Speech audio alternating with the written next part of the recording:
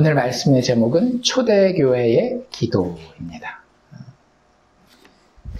유튜브로 우리 신앙생활에 관한 그런 정보들이나 강의들 이렇게 듣다 보면 바이블 프로젝트라는 그런 사이트, 채널을 만나게 될 겁니다. 바이블 프로젝트를 이끄는 그 사람들 중에 한 명이 팀 맥키라고 하는 목사님인데요. 그 목사님이 최근에 그 기도와 관련된 어떤 책에 그 서문을 쓰고 그 책을 기록한 분이 있는 그 공동체에 가서 기도에 대해 특강을 했었던 적이 있어요.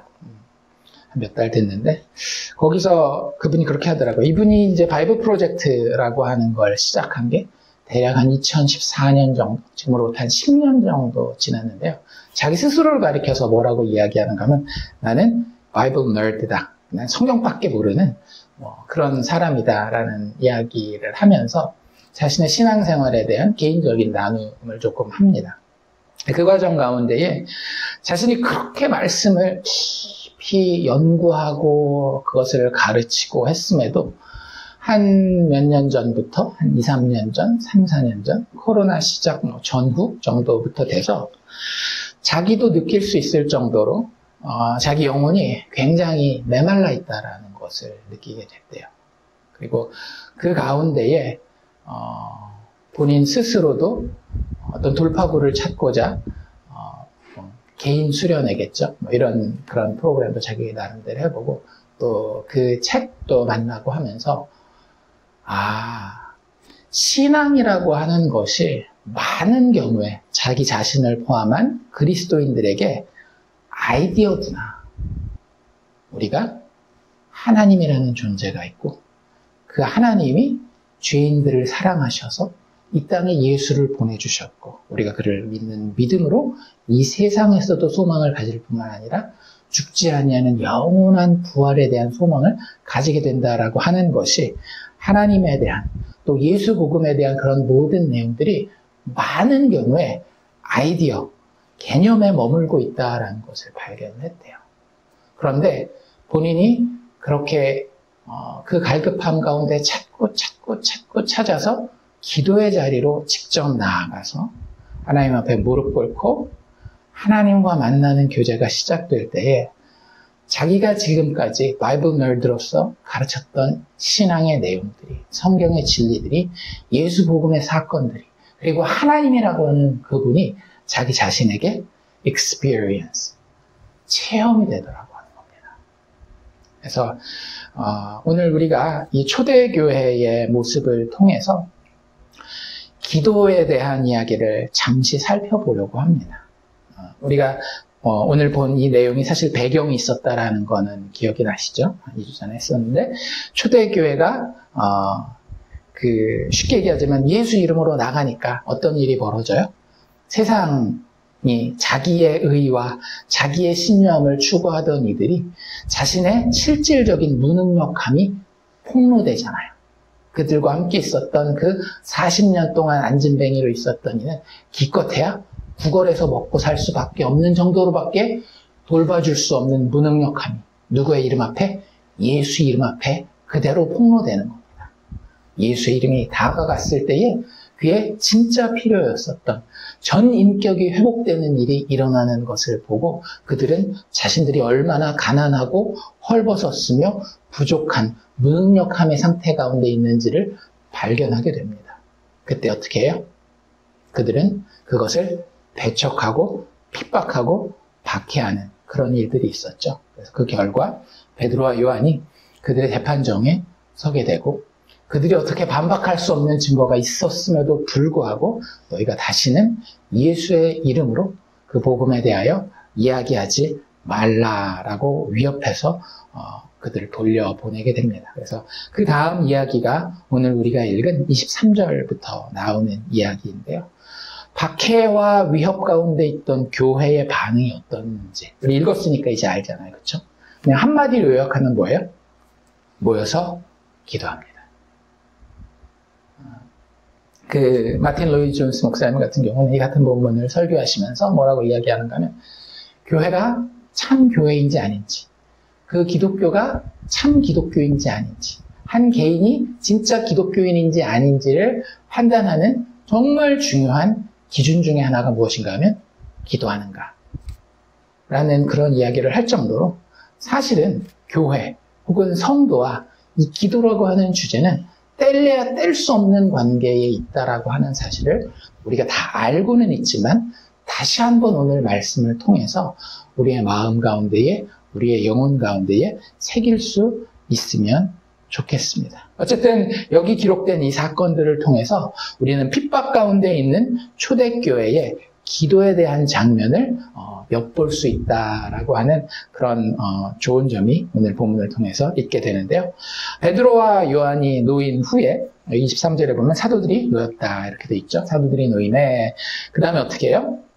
그 동료들에게 갔다라는 이야기를 해요. 여기서 이제 이 동료들이라고 하는 표현은 사실은 동료라는 그런 단어가 아니라 어떤 단어들인가 하면 자기 자신이라는 그 단어예요. 그래서 언제 쓰이는 단어인가 하면 요한복음 1장에 보면 하나님이 자기 백성에게 오셨다라고 얘기하잖아요. 거기도 자기 백성이 아니라 자기 자신, 자기와 진짜 완전히 그 하나가 된 그런 존재들이 있잖아요. 하나님 생각에 얘네는 내 피부치야라고 이야기하는 그런 인간들을 부를 때에 자기 백성, 자기 자신이라는 표현을 쓰고요. 또 예수님께서도 요한복음 13장에 보면 자신의 사람들이라는 표현을 씁니다. 그걸 똑같은 표현으로 자기 자신이라는 이 단어를 쓰고 있는데 하나님이 하나님의 백성을 생각할 때 예수께서 예수의 피값 주고 사실 그 사람들을 생각할 때 쓰는 그 표현이 성도와 성도 사이에 쓰는 표현이라고 하는 거죠. 우리가 사도신경에서 고백할 때도 성도가 서로 교통한다라는 이야기를 하잖아요. 예수 믿는 사람은요, 다른 어떤 것보다도 친밀한 어떤 그런 교제에 대한 뭐라 그래야 될까, 느낌? 이런 것들이 있는 겁니다. 정말로 우리가 교회에서의 교제, 단순히 어떤 농담 따먹기 하고 이런 거 말고 예수 안에 충만한 이들이 그 성령의 붙잡힘 가운데에 함께 만나서 하는 그 교제는요, 정말로 서로가 하나 된 그런 모습을, 그런 정체성을 우리 스스로 하여금 가지게 합니다. 그들과 나라는 구분된 기준이 아니라 나 자신이라는 표현으로 이야기할 수 있을 만큼 그 안에 성령께서 강하게 교통하심으로 역사하신다라는 사실을 우리가 기억할 수 있어야 돼요.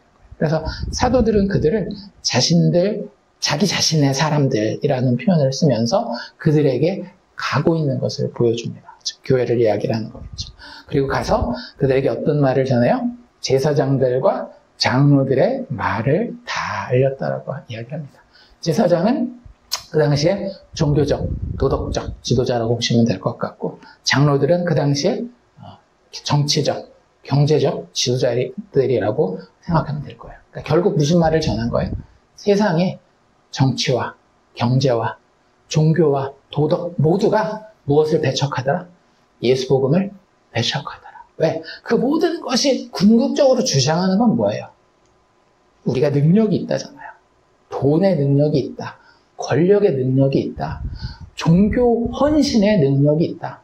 선한 도덕적인 영향력의 행함의 영향력이 있다. 그 얘기를 하고 있는 거잖아요. 근데 그 앞에서 예수 복음은 뭐라고 해? 너희들 다 무능력하다. 너희들 다 40년 동안 한 번도 일어나 보지 못한 안진뱅이 같다. 그것을 일으킬 수 있는 것은 죄인을 위하여 약속하신 대로 이 땅에 오셔서 죽고 다신 예수의 능력밖에는 다른 능력은 없다라고 이야기하고 있고, 그것에 대해서 세상은 어떻게 해서든지 대항하여서 자신의 최후 방어선을 구축하려고, 세상 말에도 이런 말이 있거든요. 축구나 운동할 때 이런 얘기를 해요. 공격이 최선의 방어다. 그래서 예수 믿는 믿음의 대상들을, 믿음의 사람들을, 믿음의 공동체를 공격하는, 박해하고 핍박하는 그 일에 대하여 지금 가서 나누고 있다라고 이야기를 합니다. 쉽게 얘기를 하자면 예수님 증인 되지 말라라는 그 위협에 대해서 가서 나누고 있다라고 하는 겁니다. 자, 그랬을 때에 이제 여기서부터 이제 우리가 보아야 할 내용들이 나오는데요. 교회가 어떻게 하느냐? 교회가 어떻게 하느냐? 교회가 안 한 건 뭐예요? 회의하지 않았습니다. 그렇잖아요. 야, 내가 대제사장 가문 중에 누구를 아는데 그 사람을 통해서 우리가 뭐 뇌물이나 이런 건 쓰진 않지만 잘 우리가 알아들을 수 있는 말로 편지를 써서 보낸다든지, 아니면 우리가 그 사람들이 필요로 하고 또 우리가 봤을 때 신앙 양심, 도덕 양심에 걸리지 않는 그런 일을 통해서 그들에게 우리도 당신들 이상으로 선함과 의로움에 대해서 참 이렇게 잘 추구하는 사람들이다라는 걸 보여주자. 뭐 아니면 전략적으로 어떻게 하면 더 많은 사람들을 우리 편으로 만들어서, 우리식으로 얘기한다면 전도하고 선교해서 우리 편으로 만들어서 인구가 이제 머릿수가 늘어나면 그들도 우리를 함부로 하지 못할 거야. 이런 의논하지 않았어요. 참 신기하죠. 우리는 교회 무슨 일이 생길 때마다 회의하는 경우가 너무나 많이 있어요. 근데 초대교회는 무슨 일이 생길 때마다 기도해요. 예수님이 처음부터 명하신 것이 떠나지 말고 예루살렘에 있으라는 게, 예루살렘에 있으면서 기도하고 말씀 듣고 찬송하라는 거였거든요. 여러분들, 우리가 진짜 영적인 세계를 믿습니까? 보이지 않는 하나님이 지금 내가 보는 이 세상보다 더 현실적이며 이 세계의 근본이 된다라고 하는 사실을 진짜 믿습니까? 그분이 나를 위해서 그 보이지 않는 영광스러운 곳에서 그 보좌를 버려놓고 이 땅에 아들 예수의 이름으로 육신을 입고 오셨다라는 것을 믿습니까? 그렇다라고 한다면 초대교회의 모습은 우리에게 굉장히 정상적이고 논리적인 모습이어야 된다라고 하는 거예요. 아, 이게 당연한 거구나. 근데 우리는 자꾸 뭐가 당연한 것처럼 생각하는가 하면, 우리가 생각하고 우리가 의논하는 것이 그게 논리적으로 더 프랙티컬하다, 현실적이다, 더 도움이 된다라는 생각을 하는 경우가 많다라고 하는 거예요. 그런데 그렇지 않습니다. 초대교회가 우리에게 보여주고 있는 기도의 모습은요, 기도하는 모습이에요. 그래서 교회와 성도는 기도할 수밖에 없고 기도하도록 부름받았습니다. 그래서 그들이 기도하기 전에 했었던 게 뭐예요? 방금 얘기했었던 것처럼 사도들이 이런 핍박에 대한, 위협에 대한, 증인되지 말라는 것에 대한 말을 전해주고요. 거기 있었던 교회 무리들은 그것을 듣게 됩니다. 우린 이걸 뭐라고 얘기를 하는 건 사실은 나눔이라고 얘기를 해요. 그런데 이것도 확실히 하고 넘어갑시다. 우리는 자꾸 나눔하면 뭐 세상에서 뭐가 어떻게 되고, 여기서 우리가 적용할 수 있다라고 한다면 뭐 돈을 얼마를 벌고 요즘에 생활이 얼마나 힘들고, 뭐 학생들 같은 경우는 학교 생활이 어떻고, 그런 것들에 대한 이야기를 하는 것이 나누는 거라고. 그래서 그 가운데 힘든 게 있고 그 가운데 어려운 게 있으면 그걸 어떻게 또 기도로 위로해주고 또 하나님이 어떻게 풀어주시는, 이런 거에 대해서 이야기하는 것이 나눔이라고 생각하는 경우가 되게 많이 있어요. 진짜 안 좋은 경우에는 그냥 세상의 오락이나 세상의 쾌락 같은 것들 이야기하고 있는 것만으로도 그냥 교회에 모여서 이야기하니까 우리는 그게 나눔이다라고 생각하는 경우가 많은데, 우리 정확하게 여기에 내용이 무슨 내용이었는지 다시 한번 기억합시다. 초대교회 성도들은요, 기도하기 전에 모여서 예수 복음과 관련된 삶의 정황에 대해서 나눈 거예요. 똑같이 경제생활에 대해서 이야기할 수 있고요. 똑같이 학업생활에 대해서 이야기할 수 있고, 똑같이 어떤 세상 문화나 이런 것들에 대해서 이야기할 수 있지만, 중요한 건 그것들은 정황이 될 뿐이에요. 그냥 밑그림이 되는 거죠. 그들은 항상 무엇에 대해서 이야기했는가 하면 예수 복음에 대해서 이야기하는 겁니다. 지금 이 상황에서 장로들과 제사장들에 의해서 예수 복음이 저항받고 있습니다. 그 이야기를 나눴던 거예요. 그 이후에도 보면 예루살렘 공의회로 모인다든지, 예루살렘 교회에 와서 사도 바울이나 아니면 베드로가 자신들의 어떤 그 사역에 대해서 나누는 그런 이야기들을 보면 다 예수 그리스도에 대한 나눔이었던 거예요. 우리가 아는 그 사마리아에서의 그 빌립의 사역이라든지 에디오피아 내시를 만난 그런 모든 것들도 보면 1대1로 만나서 이야기하잖아요.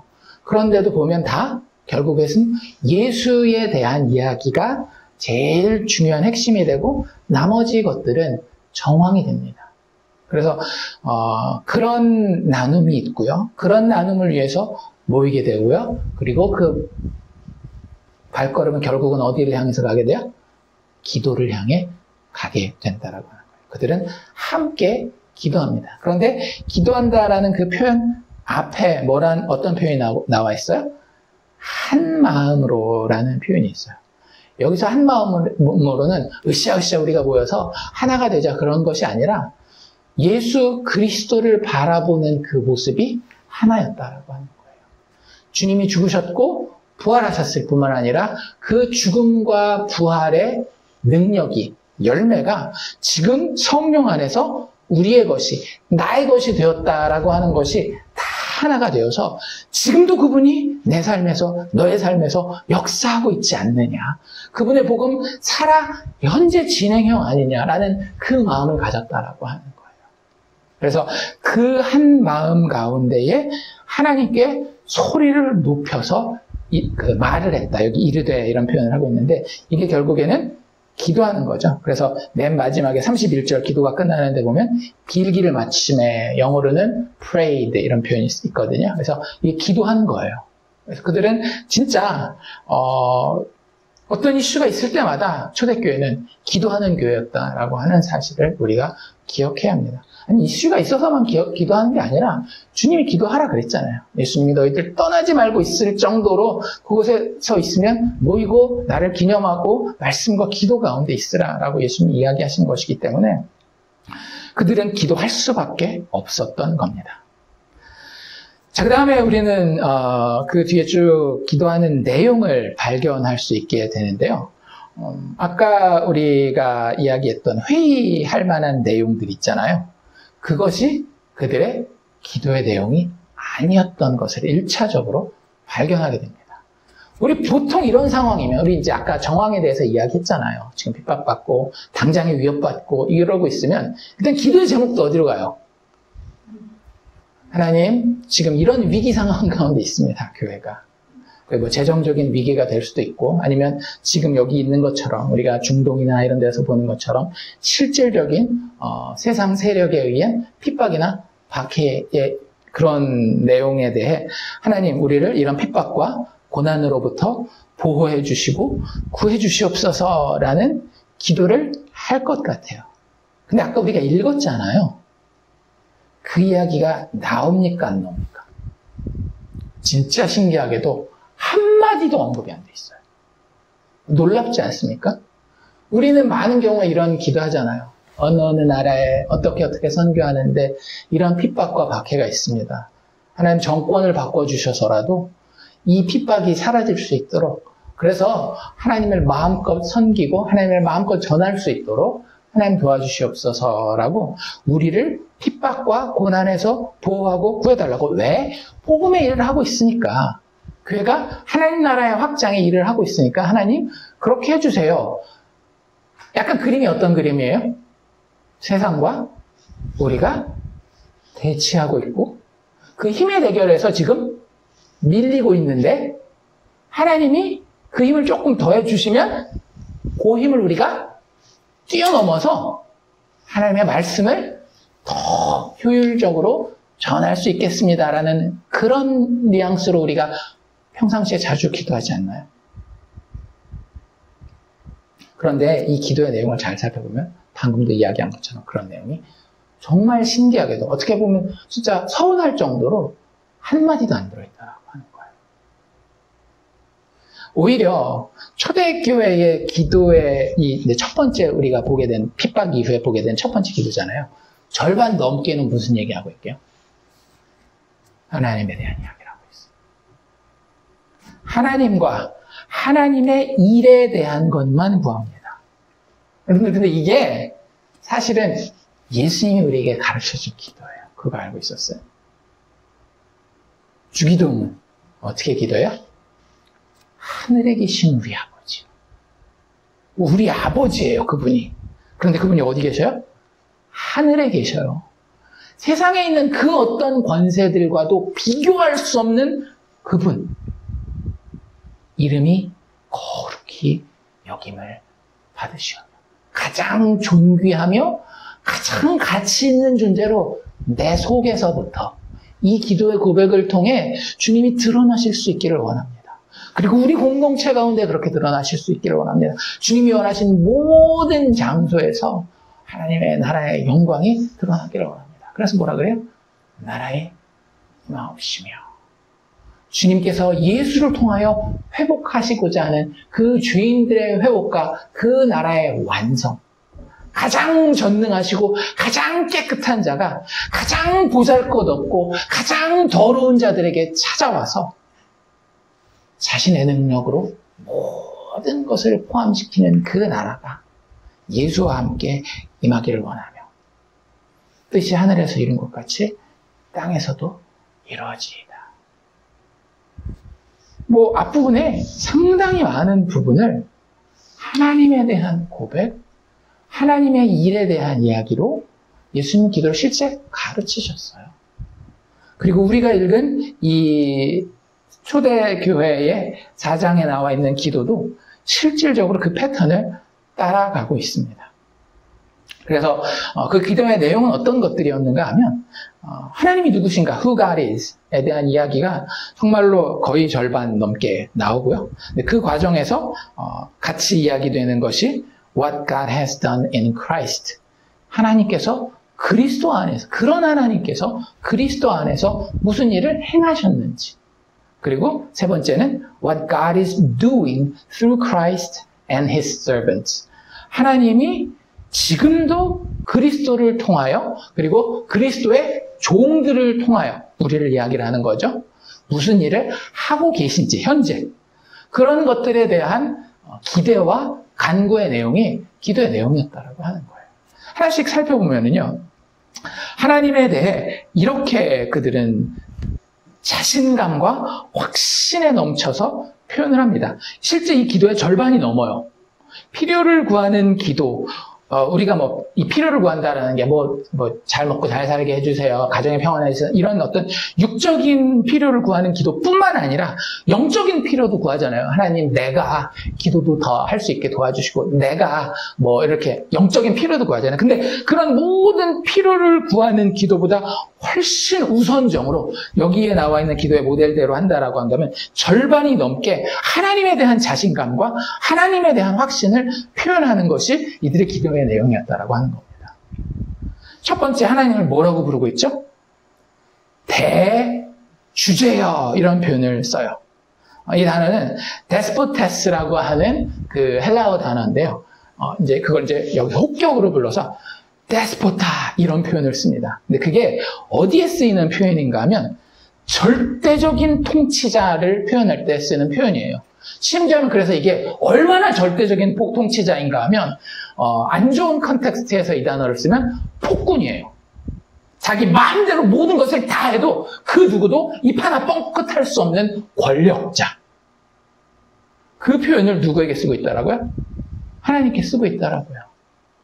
그래서 정말로 대주제여라고 하는 이 표현, 그 통치자, 절대적 통치자요, 주인이라고 하는 master라는 표현으로, lord라고 번역되는 번역본도 있고 master라는 표현이 있는데, 이게 우리가 구약에서 이야기하는 야훼를 이야기하는 그 표현이 아니라 진짜 말 그대로 노예에 대한 주인을 이야기를 하는 거예요. 진짜 그 밑에 있는 자들은 입 하나 뻥끗하지 못할 만큼 정말로 위세와 권력을 가진 그런 존재로서 하나님을 묘사하고 있습니다. 하나님은 어떤 분이라는 거예요? 인간의 역사와 우리의 인생을 전부 다 주권적으로 이끌고 간다는 거예요. 그래서 어떤 번역에는 뭐라고 이야기를 하고 있는가 하면 Sovereign Lord. 모든 것을 자기 뜻대로 반드시 이루고야 마시는 분이 우리 하나님이라고 하는 거예요. 여러분들, 우리의 기도에서 그 하나님이 그렇게 묵상되어지고 있습니까? 그렇게 고백되어지고 있습니까? 나의 그 어떤 필요와 나의 어떤 그 상황을 묘사하기 전에 내가 섬기는 하나님이 정말로 대주제가 맞으십니까? 만약에 그 고백이 안 되잖아요? 그 이후에 나오는 우리의 기도의 내용들은요, 그냥 인간들의 펩톡 정도? 그냥 자질구레한 친구 만나가지고 하는 얘기 정도밖에 안 돼요. 물론 하나님 우리의 친구이시긴 합니다. 나의 좋은 친구이긴 합니다만 거기서 끝나지 않는 분이라고 하는 거예요. 그건 오히려 나중에 이야기할 것이지 하나님은 그 앞에 다가가기도 두려운 존재예요. 절대적인 권력자, 통치자, 모든 인생과 역사의 주관자이신 분이 하나님이라고 하는 고백을 강하게 초대교회는 처음부터 하고 있습니다. 두 번째, 하나님을 어떻게 이해하고 있어요? 하나님은 창조주이십니다. 모든 것의 근원이 어디 있다라는 거예요? 하나님께 있다라고 하는 거예요. 나를 비롯한 여기 뭐라고 나와 있는 표현 그대로는 뭐예요? 천지와 바다와 그 가운데 만물들을 지으신 분이 하나님이라는 거예요. 아니 이렇게 과학이 발달한 시대에도 로켓을 쏴서 우주에 날아간다라고 한 시대에도 천지와 바다와 그 가운데 만물들을 살피면 얼마나 놀랍습니까? 우리 오펜하이머라고 하는 영화도 봤잖아요. 아니 세상에 우리가 평상시에 보이지는 않지만 늘 체험하는 그 수소라고 하는 것이 그 안에 있는 원자를 쪼개면 정말로 도시를 폭발시킬 정도의 그런 에너지가 담겨 있다라고 하는 것을 누가 만들어낼 수 있겠어요? 그런 것들의 조성자와 주인 되는 분이 그것에 대한 그 소유권을 주장할 수 있는 분이 하나님이라는 거예요. 세상의 많은 권력자들은 그런 권력들이 내가 도시를 파괴하고 사람들의 인생을 망가뜨릴 수 있는 능력이 자신에게 있는 것처럼 생각하지만 아니라고요. 예전에 제가 드린 예화에서처럼 어떤 믿지 않는 사람이 정말로 그 농담 같은 예화에서 그런 예화 있잖아요. 과학이 너무 발전해가지고 내가 모든 것을 만들 수 있을 테니까 나 이거 알아. 내가 흙도 만들고 사람을 만들 수 있겠다. 그런 이야기를 했대요. 근데 그러면 한번 보여주시오라고 왔는데 자 그러면 흙을 가지고 내가 사람을 만드는 걸 보여주겠습니다 했는데 그 옆에서 보고 있었던 믿음의 사람이 뭐라고 얘기할게요? 그거 네 거 아니잖아. 흙부터 네가 만들라는 거예요. 무에서 유를 창조해서 사람을 만들면 진짜 창조주의 소유권을 그 이야기할 수 있겠지만 우리가 아무리 발전을 해서 진짜 인간을 만드는 레벨이 된다 할지라도 우리는 여전히 뭐 가지고 만드는 거예요? 창조주께서 이미 만들어 놓으신 재료를 가지고 만드는 거잖아요. 모든 리소스와 모든 자원과 모든 능력, 모든 물질이 하나님의 것입니다. 그래서 이 뒤에 나오기도 하지만 믿음의 사람들의 경제적인 헌신들 있잖아요. 집 팔고 밥 팔고 이런 것들이 그냥 나오는 게 아니에요. 어떤 경제적인, 도덕적인 그런 마음에 찔리면서 나오는 것들이 아니라 이분을 봤기 때문에 그런 거예요. 모든 리소스가 누구에게 있다라고요? 모든 자원이 창조주로서 소유권을 가지신 하나님께 있는 게 보이는 거예요. 우리의 기도에서 하나님이 그렇게 고백되어지고 있는 거죠. 주님, 정말로 주님이 모든 것을 지으셨고 그것의 소유권을 여전히 가지고 계십니다. 그 고백을 초대교회는 하고 있었던 겁니다. 그리고 마지막 세 번째로 그들은 하나님에 대해서 이렇게 고백합니다. 말씀하신 대로 자신의 뜻을 성취하시는 분으로 하나님을 고백하고 있어요. 이게 좀 이렇게 길게 표현이 되어 있어요. 25절부터 26절까지가 하나님을 꾸며주는 말이에요. 맨 끝에 26절 끝에 보면 뭐뭐 하신 이로소이다. 이게 하나님에 대한 그 앞에 묘사들이 쫙 있는 거예요. 근데 하나님이 어떤 분이라고요? 말씀하신 대로 자기 뜻을 성취하시는 분이다. 거기다 하나만 더 보탠다라고 한다면 예수 그리스도 안에서 말씀하신 대로 자기의 뜻을 성취하신 분이다라고 이야기를 하는 거예요. 여기 이렇게 나와 있죠. 주의 종 우리 조상 다윗의 입을 통하여. 다윗은 단지 뭐예요? through 채널일 뿐이에요. 도구일 뿐이에요. 하나님이 하나님의 말씀을 전한 하나님의 뜻을 인류에게 드러낸 도구일 뿐이라고 하는 거죠. 더 중요한 건 뭐예요? 그 뒤에 성령으로 하나님의 영으로 직접 말씀하셨다라는 거죠. 하나님의 영으로 자신의 뜻을 밝히신 거예요. 숨겨놓은 게 아니라 아브라함에게 이야기했던 것처럼 내가 내 친구 아브라함에게 어찌 나의 뜻을 내가 할 일을 숨기겠느냐 하는 것처럼 하나님의 백성들에게 자신의 뜻을 이미 다윗 때부터 이야기하고 계시다라고 하는 거죠. 뭐라고요? 이 시편에 나와 있는 거죠. 시편 2편에 나와 있는 구절인데 어찌하여 열방이 분노하며 족속들이 허사를 경영하는고 세상의 군왕들이 나서며 관리들이 함께 모여 주와 하나님을 얘기하는 거죠. 그의 그리스도를 기름 부음 받은 자를 대적하도다라고 말씀하신 이로 하나님을 고백하고 있는 거예요. 기도 가운데에. 말씀하시면 반드시 어떻게 하신다? 이루신다. 그 말씀하신 것이 우리의 기준으로 봤을 때는 말이 안 되는 것들도 있어요. 여기 어떤 거예요, 특별히? 하나님의 나라가, 이게 마지막 날에 대한 이야기잖아요.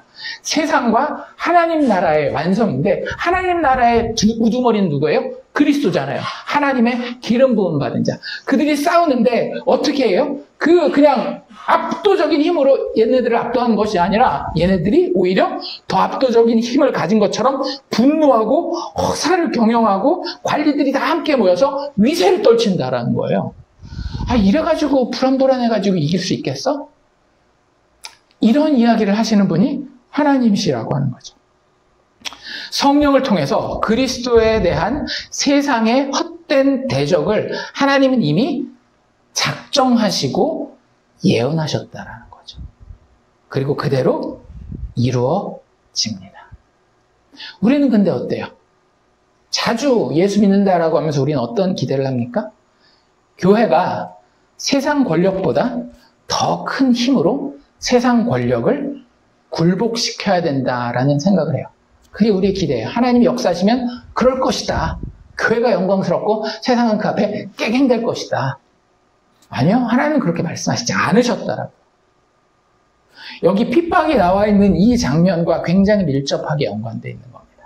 예수 믿는 사람들이 그렇게 세상 사람들이 생각할 때에 막 당당해 보이고, 아니 오히려 세상 그러지 않았다라는 거예요. 세상 사람들 올 때 오히려 되게 miserable, 참 예수 믿는 사람들 찌질하고 불쌍하다라는 그런 모습으로 예수의 모습이, 그리고 예수의 사람들의 모습이 비춰지는 시기가 있다라는 거죠. 그래서 그들에 대한 우리의 어떤 기대는 성경이 하나님이 이미 말씀해 놓으신 것과는 많이 다를 때가 있다라는 거예요. 우리는 더 큰 힘으로 그들의 힘을 굴복시키는 그런 그림을 그리고 있는데 성경의 예언은 뭐라고요? 예수와 교회가 오히려 세상으로부터 대적함을 받는 것을 통해서 하나님의 나라가 이루어진다는 거예요. 하나님의 죄인을 향한 구원은 그렇게 이루어진다는 거예요. 그래서 27절에도 27절 처음에 뭐라고 돼 있어요? 과연 이런 표현 쓰고 있잖아요. 근데 진짜로 하나님 말씀하셨는데 과연, 그리고 28절로 넘어가면 세상이 하나님의 권능과 뜻대로 이루려고. 지금 핍박하려고 모여있는 얘네가 뭐 때문에 모여있다라고요? 하나님의 권능과 뜻대로 이루려고. 뒤에 나가서 한 번 더 이야기하는데 뭐라고 얘기하고 있어요? 예정하신 그것을 행하려고. 그러니까 예수 믿는 사람에게 성경이 자주 두려워하지 말라, 담대하라라고 이야기하는 이유가 있는 거예요. 우리의 눈에는 이해가 되지 않는 상황이죠. 그런데 하나님께서 작정하셨다라고요. 왜 그랬는지는 조금 이따가 설명하겠지만 많은 경우에는 이게 이기는 길이고 이거는 죽는 길인데 라고 생각하는 그 상황 가운데서 하나님은 죽는 길을 통해서 생명을 이룰 것이다 라는 이야기를 많이 해요. 그러니까 우리가 믿음 생활할 때 이 말씀하시고 말씀하시는 대로 성취하시는 하나님에 대한 묵상이 없으면 신앙생활이 힘들어지는 거예요. 두려움 가운데 벌벌벌벌 떨면서 신앙생활을 할 수밖에 없는 겁니다. 이 하나님에 대한 묵상이 없다라고 한다면. 그래서 초대교회의 기도가 대주제요. 창조주이시며 말씀하신 대로 예수 그리스도 안에서 자신의 뜻을 반드시 성취하시고야만은 그 하나님에 대한 묵상이 그들의 기도의 절반을 넘겼다라고 하는 겁니다. 진짜로 이것이 하나님의 말씀이고 이대로 이루어지고 있구나라는 것을 기도 가운데 깊이 묵상하고 있는 거예요. 예수 복음의 신비 안에서 위대하신 하나님에게 드디어 교회는 위대한 것을 기대하며 기도할 수 있게 된 겁니다. 우리 하나님은 어느 정도 사이즈입니까? 크고 위대한 하나님이 맞습니까? 아니면 여전히 내가 그 하나님을 등에 업고 있다라고 이야기하지만 내가 벌벌벌벌 떨 수밖에 없는 작은 종류의 하나님입니까? 그래서 그 하나님이 누구이신지에 대해서 정말로 오랫동안 깊게 묵상하고 담대하게 영혼으로 선포합니다. 이게 기도에 굉장히 중요한 내용이라고 하는 거죠. 두 번째로 무슨 얘기를 한다고요? 하나님께서 그리스도 안에서 무슨 일을 행하셨는지, 아까 얘기했던 그 말씀대로 이루신다라고 하는 게 이게 도저히 우리 생각에는 이게 말이 안 되는 것 같은데 어떡하죠? 그거에 대한 고백을 하는 거예요. 무엇을 묵상하고 무엇을 되돌아보면서 예수 그리스도 사건을 되돌아보면서. 그래서 하나님이 이루시는 그 일에는 꼴이 있어요. 마지막 목표 지점이 있어요. 그게 뭐예요? 자격 없고 능력 없는 죄인들을 예수 그리스도의 죽음과 부활, 그분의 대속적인, 그분이 그냥 죽은 게 아니잖아요. 누구를 위해서 죽었어요? 누구를 위해서? 자격 없는 죄인들을, 나를 위해서 죽으셔서 그분을 통하여 우리를 구원하시고 그들이 하나님의 영원한 부활 생명 가운데에 동참하도록 길을 여는 것이 하나님이 행하시는 그 일의 최종 목표점이었다라고 하는 거죠. 그래서 그 일에 대해서 고백하고 있지 않습니까?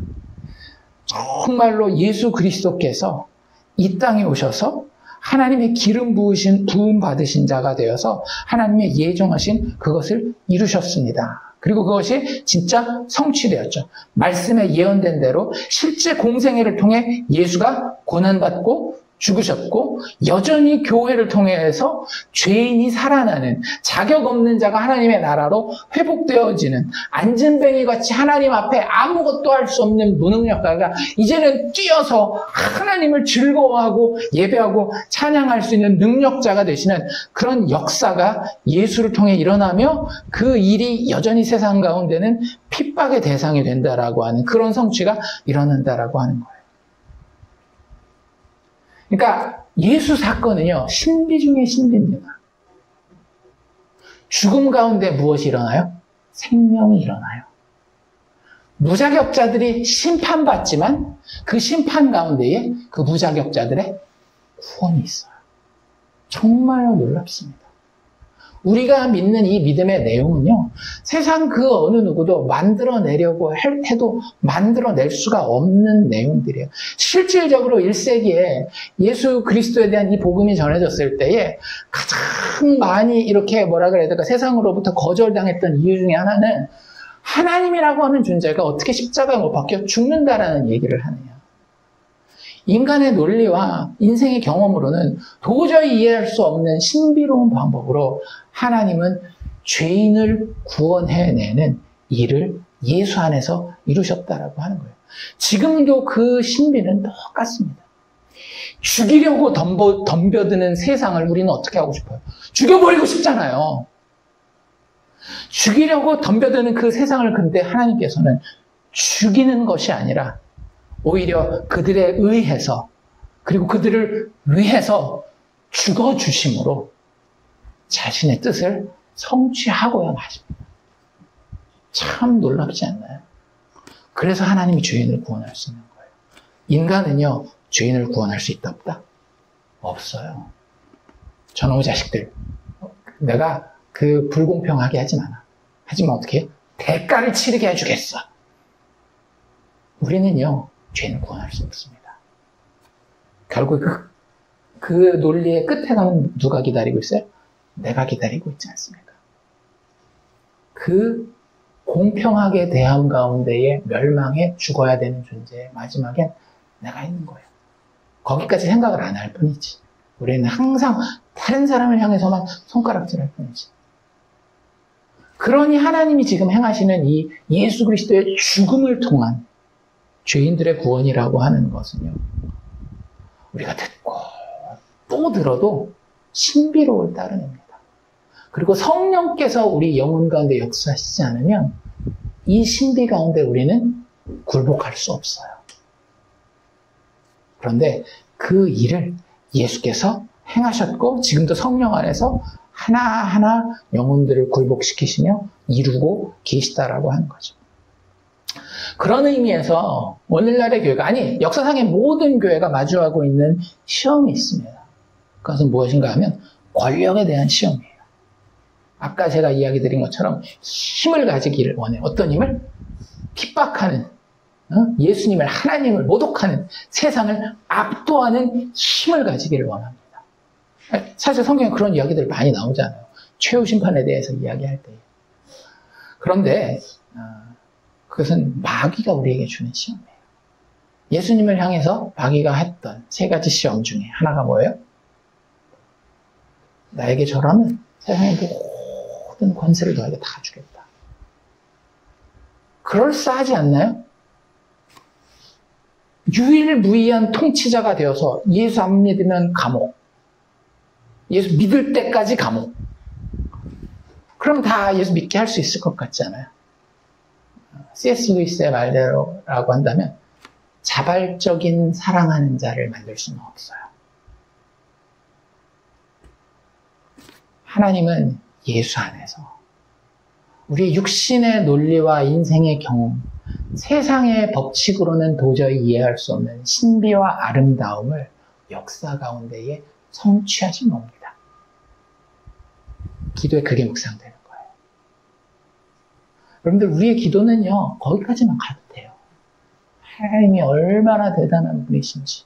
그런데 그 하나님이 그 신비 가운데에 어떻게 아름답게 그리스도 안에서 죄인을 구원하실 생각을 하시고 그 일을 실질적으로 말씀하신 대로 이루셨는지.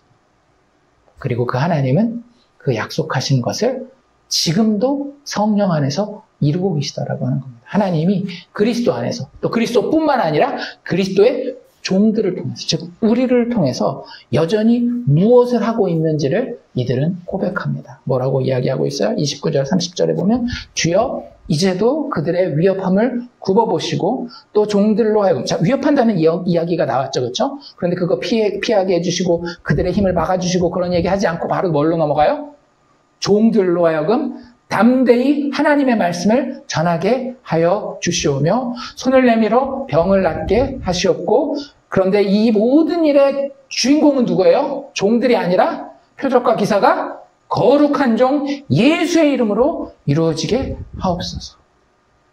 세상 사람들이 볼 때는 정말로 저주의 자리에서 죽어갔던 것 같았었던 하나님의 기름 부은 그리스도 예수의 이름으로 이런 일들이 일어날 것이라고 하나님 약속하지 않으셨습니까?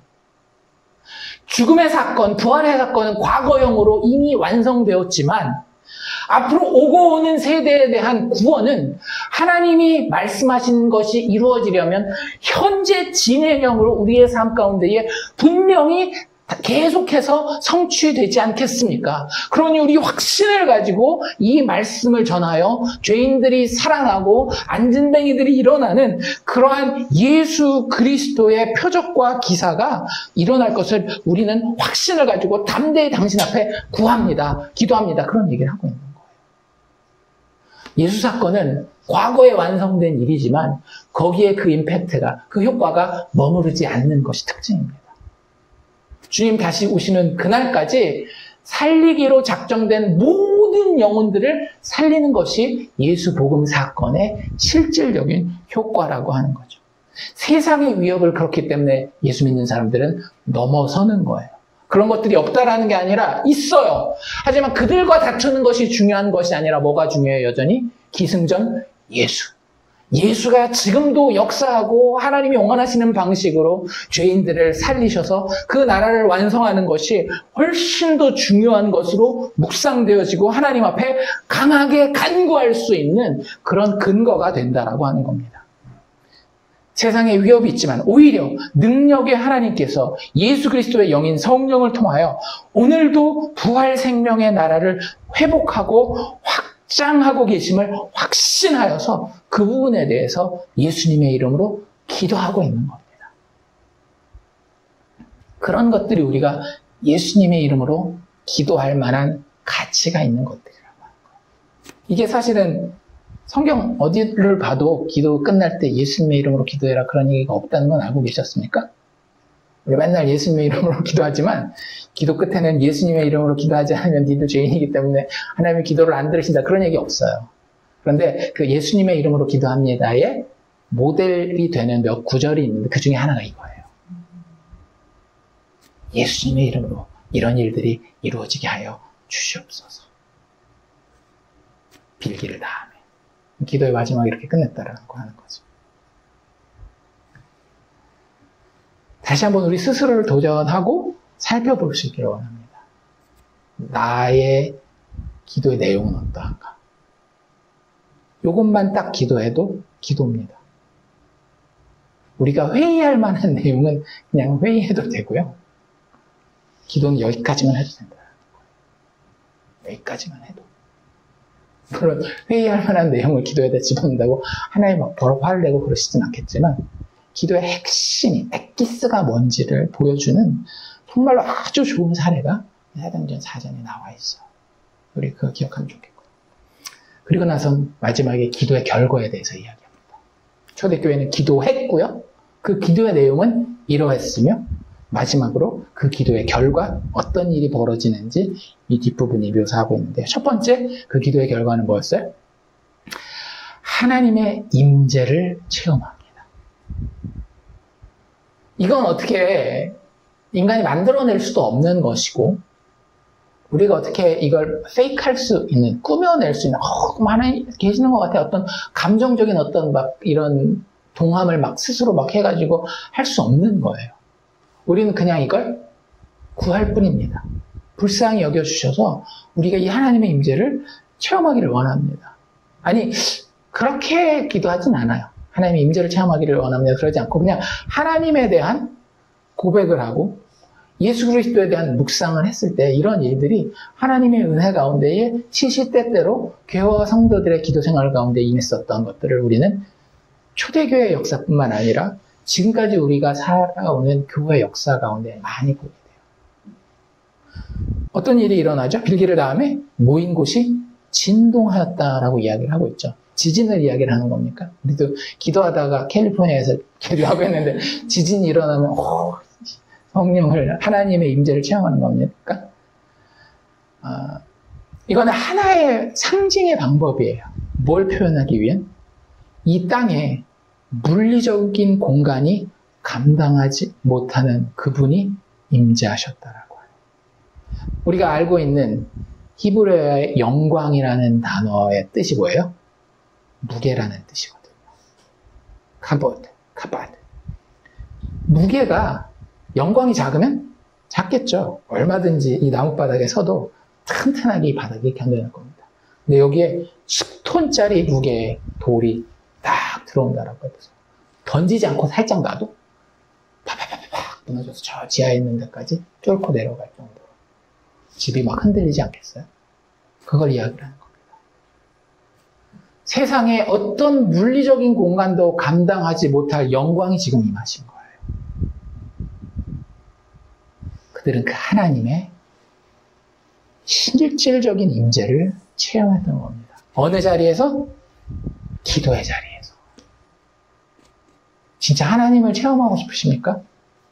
기도하세요. 기도를 우습게 생각하지 마세요. 그러니까 그 기도를 이렇게 가르치고 배우는 경우 있잖아요. 기도는 그렇게 어려운 게 아니에요. 그냥 친구를 만나서 우리가 대화하듯이 이야기하면 되는 겁니다. 틀린 얘기가 아니에요.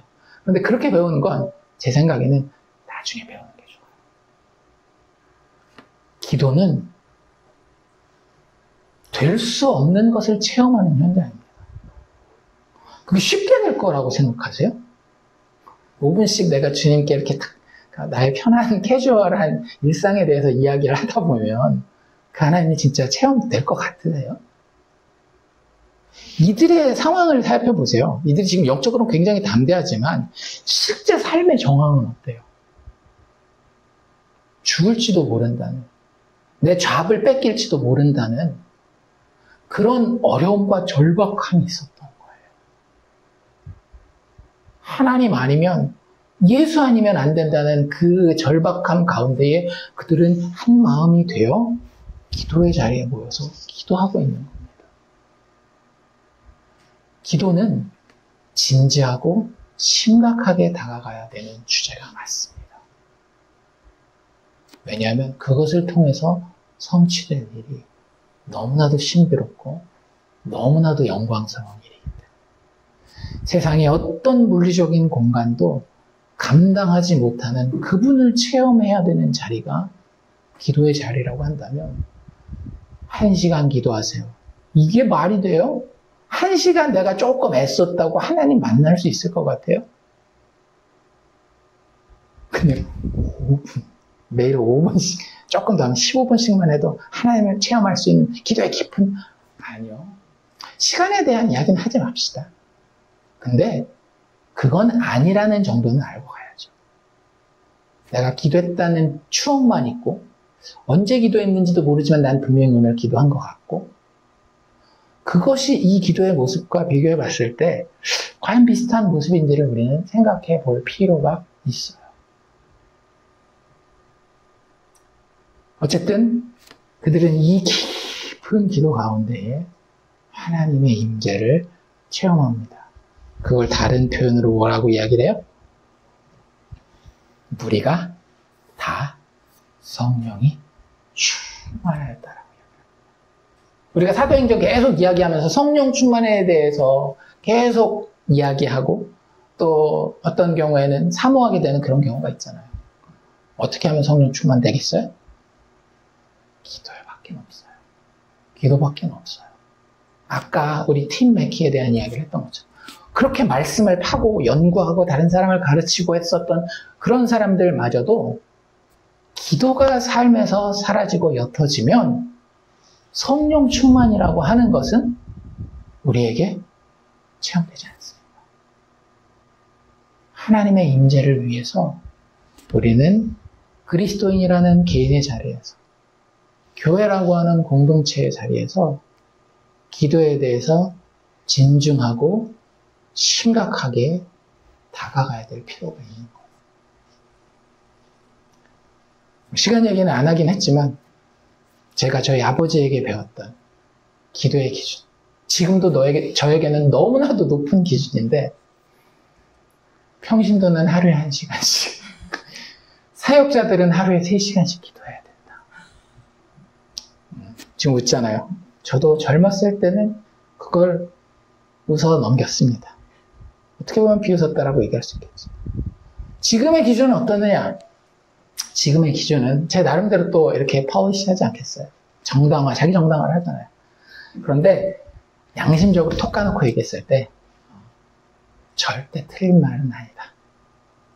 그것 가지고도 부족하다.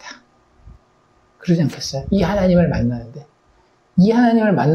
하루에 1시간씩 너는 평신도니까 평신도 입장에서 1시간씩만 했으니까 내가 어느 정도 인정해주겠어. 목회자 3시간? 그 정도는 해야지. 3시간씩 계속 했어. 100일 했니? 그럼 내가 만나주지.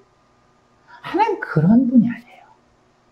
근데 그 1시간, 3시간의 기준은 어디서 나오는가 하면 예수님이 베드로와 야고보와 요한을 데리고 마지막에 겟세마네 동산에서 기도할 때에 예수님 직접 그들을 꾸짖으실 때 하신 말씀이에요. 그러니까 이게 절대 허투루 나오는 말은 아닙니다.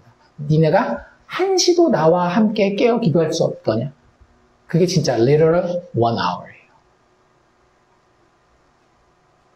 어쨌든 우리가 하나님을 체험한다라고 하는 것, 시간으로 계산은 안 되는 거예요. 그런데 이거는 이야기할 수 있을 것 같아요. 제 입장 정리하면 이제 결론을 얘기를 하면 그 정도의 시간을 할애할 정도의 마음의 준비는 되어 있어야 되지 않는가? 못한다 할지라도 1시간, 3시간도 안 하면서 하나님을 체험하기를 바란다? 도둑놈 심보지. 물론 어떤 우리의 노력과 이런 정성이 하나님을 감동시킨다 그러는 것이 아니라 하나님이 우리를 만나는 건 하나님의 주도적인 작정입니다. 성령의 충만을 매번 경험했다는 얘기는 하지 않잖아요. 신약성경에도 보면. 교회 역사에도 마찬가지고. 그런데 하나님이 그렇게 임하기로 작정하신 때가 있을 거 아니에요. 그때 하나님이 하나님의 백성들에게 준비시킬 때 보면 어느 부흥의 현장이든지 간에 성령 충만의 현장이든지 간에 정말로 intensive prayer, 정말로 또 어떻게 사람들이 저렇게 기도할 수 있지? 라고 하는 그런 기도의 모임들과 현장들이 있었다라고 하는 거예요. 개인이 되었건 공동체가 되었건. 그래서 그 기도 가운데에 성도들은 그 외에는 하나님의 임재를, 성령의 충만함을 풍성하게 체험하게 되어집니다. 이 정도 얘기했으면 기도에 대해서 우리가 좀 사모할 수 있지 않겠어요? 저도 기도하기를 정말 사모합니다. 더 하나님 기도할 수 있도록 나를 도와주시옵소서. 그게 어떻게 보면 우리의 기도의 시작점이어야 될런지도 모르겠어요. 두 번째 기도의 결과는 무엇이냐? 예수 부활에 대해서 증언하게 됩니다. 31절에 이런 표현이 나와 있었죠. 다 성령이 충만하여 담대히 하나님의 말씀을 전하니라. 뭐에 대한 이야기겠어요? 하나님의 말씀은 곧 예수 복음을 이야기하는 겁니다. 죄인들을 위해서 하나님이 말씀하고 예언하신 대로, 작정하신 대로 예수께서, 하나님의 기름 부음 받은 그리스도께서 이 땅에 직접 육체를 입고 오셔서 죽으시고 다시 살아나셨다. 그들을 믿는 믿음 가운데 그분의 부활의 생명이 영원히 있을 것이다. 그 얘기하고 있는 거예요. 33절에는 또 뭐라고 이야기를 하고 있어요? 사도들이 큰 권능으로 주 예수의 부활을 증언하니 우리가 큰 은혜를 받더라. 예수 안에 죽은 자의 부활이 있다. 예수 안에 앉은 뱅이의 일어남이 있다. 예수 안에 망가진 것에 회복이 있다.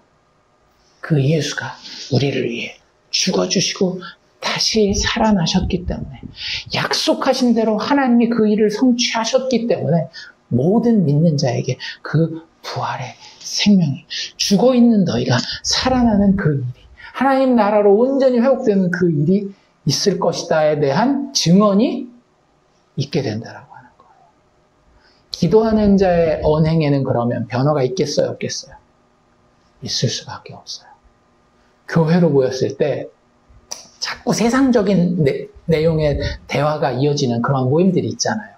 그게 1대1 모임이 됐건 소그룹 모임이 됐건. 왜 그럴까요? 기도하지 않는 사람들이 만나기 때문에 그런 거예요. 기도하는 자들이 만나면 무슨 얘기 하겠어요? 있잖아요. 예수 부활에 대해서, 하나님의 말씀에 대해서 서로가 서로에게 증이 될 수밖에 없습니다. 그것도 안 하는 사람들이 나가서 전도하겠다는 게 말이 돼요, 안 돼요? 안 되는 거예요. 우리끼리 얘기할 때는 맨날 드라마 얘기하고 쇼핑 얘기하고 돈 얘기하고 하는데, 하나님의 나라를 위해서 우리 전도하러 나가서 하나님의 예수 그리스도의 부활을 증거해야 되겠습니다. 그건 진짜 어불성설이죠. 말이 안 되는 거예요. 증인되는 것은 항상 자기가 있는 그 자리에서부터 자연스럽게 흘러가는 거예요.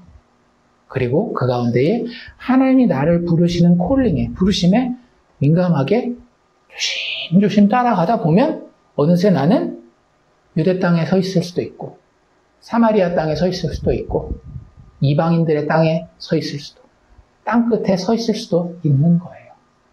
그건 내가 정하는 것이 아니라 부르시는 분이 가라고 이야기하는 그 부르심에 달려있다라고 하는 거죠.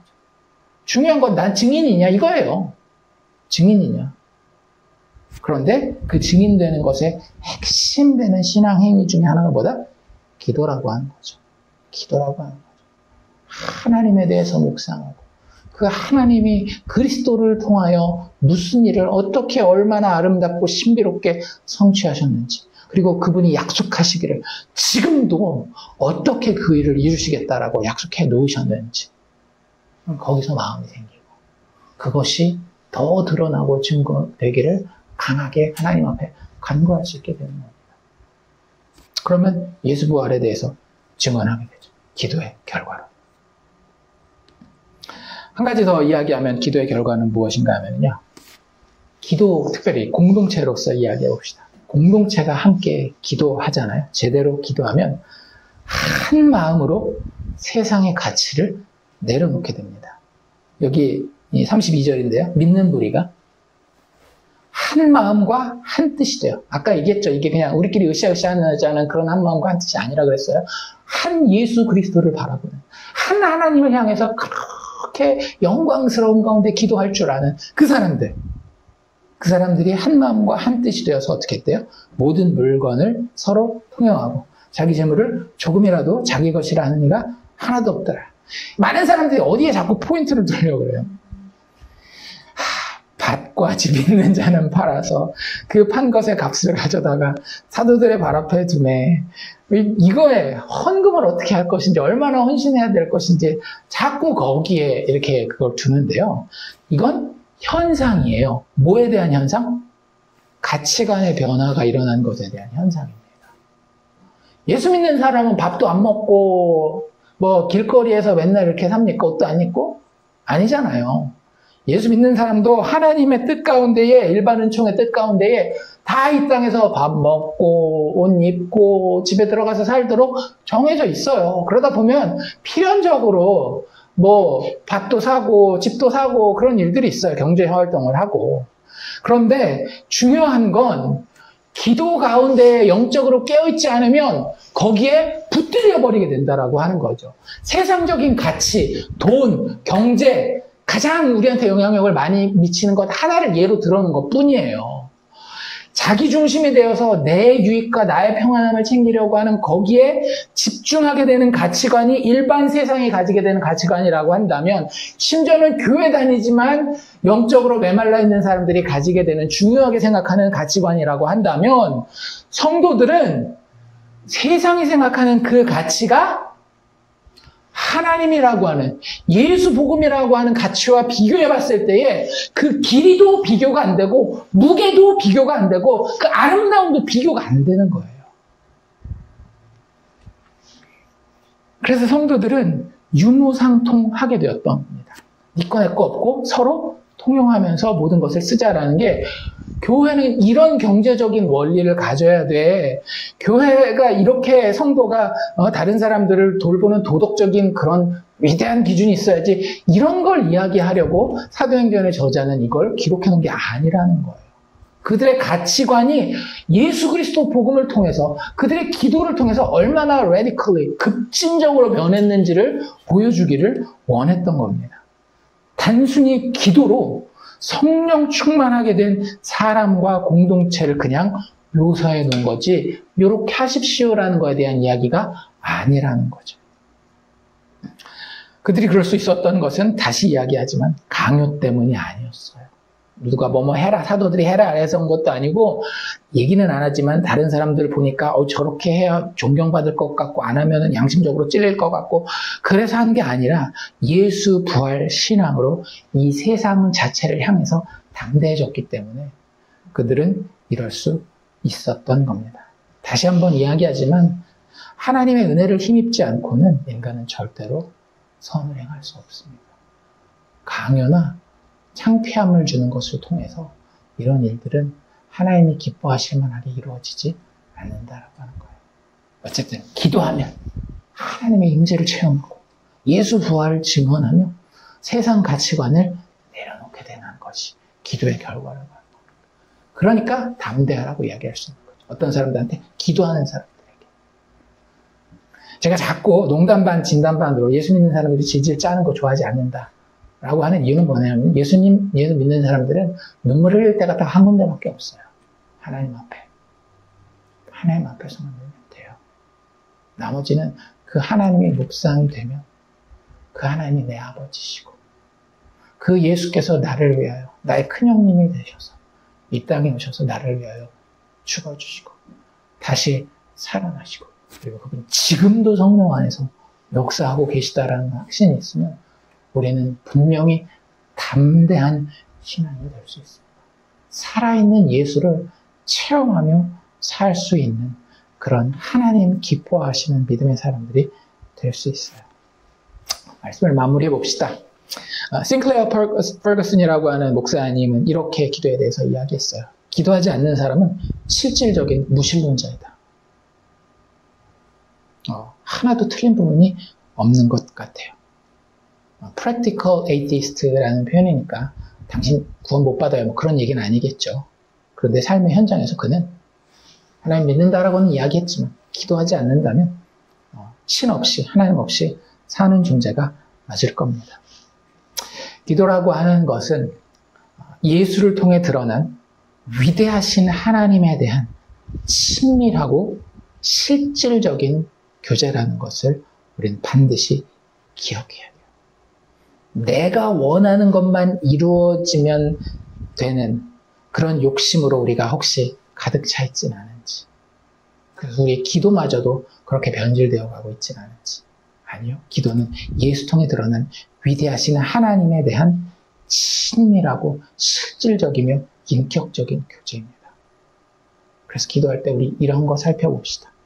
예수 안에 드러난 하나님을 사모하는 마음이 나에게 무뎌지지는 않았는지, 그 가운데 더 깊이 하나님 만나기 위해서, 그 하나님을 발견하기 위해서 그분이 예수를 통해서 어떻게 나라는 죄인을 살리기 원하셨습니까?